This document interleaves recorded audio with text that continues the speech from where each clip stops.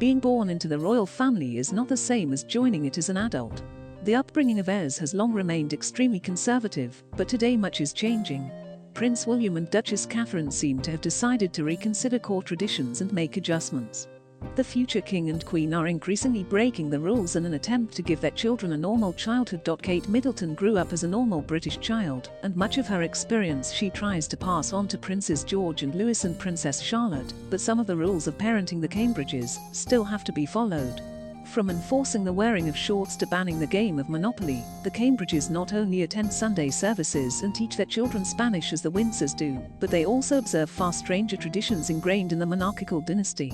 Even the Queen in the 50s said she wanted her children to be raised as normally as possible, Ingrid Sud, author of Royal Children, told People magazine.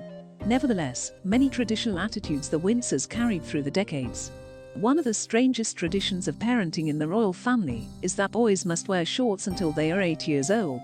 They were considered a sign of belonging to the upper class, while pants rather signaled working class origins. A pair of pants on a boy signals him as middle class, explained etiquette expert William Hanson in a conversation with Harper's Bazaar.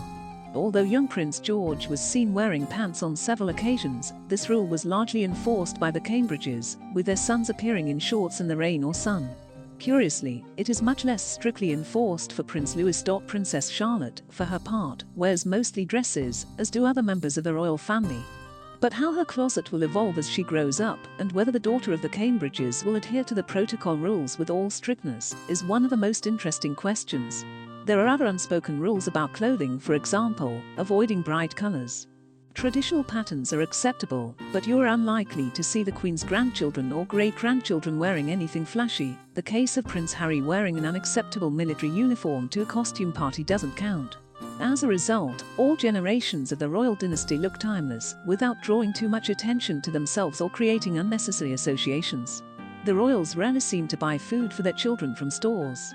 Her Majesty's estates provide a rich selection of fruits and vegetables, and the monarch also has 20 personal chefs who are used to preparing delicious and healthy meals.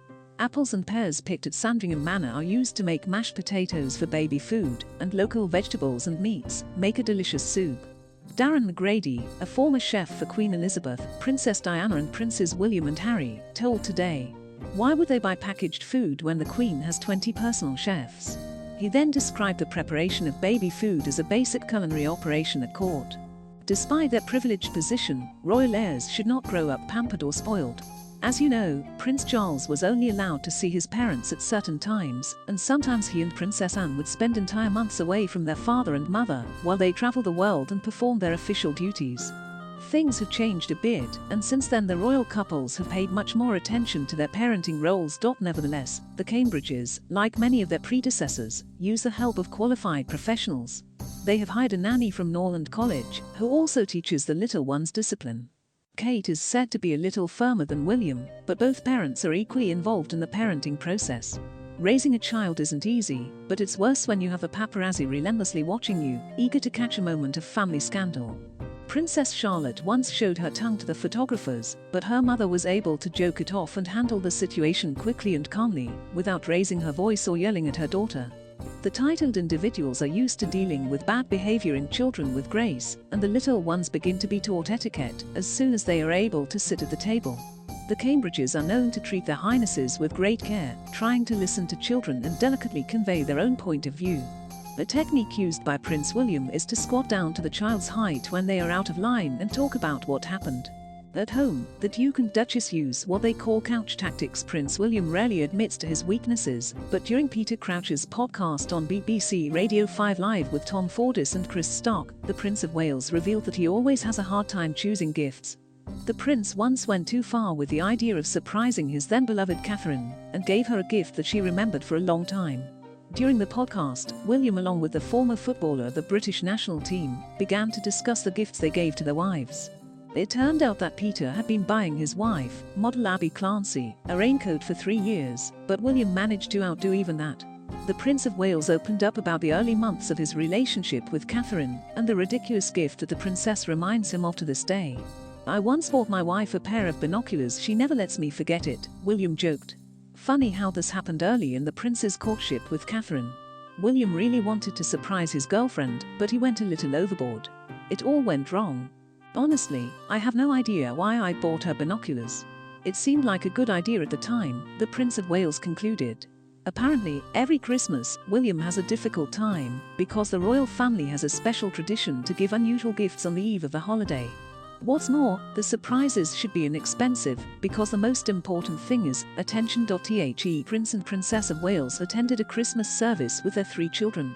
Princess Catherine and Prince William's 4-year-old son touched Britons after he unexpectedly gave his sister a gift. Members of the British monarchy traditionally celebrated Christmas at the Sandringham residence. At the service at St. Mary Magdalene Church, Catherine and William arrived with their 3 children: 9-year-old Prince George, 7-year-old Princess Charlotte, and 4-year-old Prince Louis. The couple's youngest son was dressed in shorts, which are traditionally worn by boys in the royal family until the age of 8. George, for his part, has already earned the right to wear a pantsuit, just like his father. Charlotte, the only girl in the family, wore the same burgundy coat she wore to the Christmas concert. A video of Louis unexpectedly giving a gift to his sister went viral on the internet. Charlotte and George walked alongside Prince William, while Catherine and Louis were slightly behind, talking to royal fans. At this time, Louis was handed a small bouquet. On a momentary impulse, the boy shouted, "Charlotte." He ran down the country road and handed the flowers to his sister. As he did so, William stroked his youngest son approvingly on the back and hair. The crowd let out a cheer of approval. The boy looked embarrassed by this reaction. In his other hand, the youngest member of the royal family held a Santa Claus figurine presented to him by someone in the crowd, but Louis preferred to keep the toy. "Oh, that's so sweet, such a touching moment between brother and sister. Catherine and William are raising a gentleman. Louis is adorable," fans wrote in the comments. Prince George is increasingly demonstrating the exemplary qualities of his older brother. This time the future heir to the throne showed concern for Prince Louis. Last weekend was the debut of little Prince Louis at Sandringham. The youngest child of Wales finally joined the family trek to the Christmas morning service, which his older brother and sister have attended before. In 2019, George and Charlotte were with their older relatives for the service at St. Mary Magdalene Church, but the younger brother, who was just 1 year old at the time, was not with them. His parents had left him at Sandringham House. And now that Louis is 4 years old, the prince finally appeared before the public in Norfolk. The Welsh children showed a surprisingly warm relationship.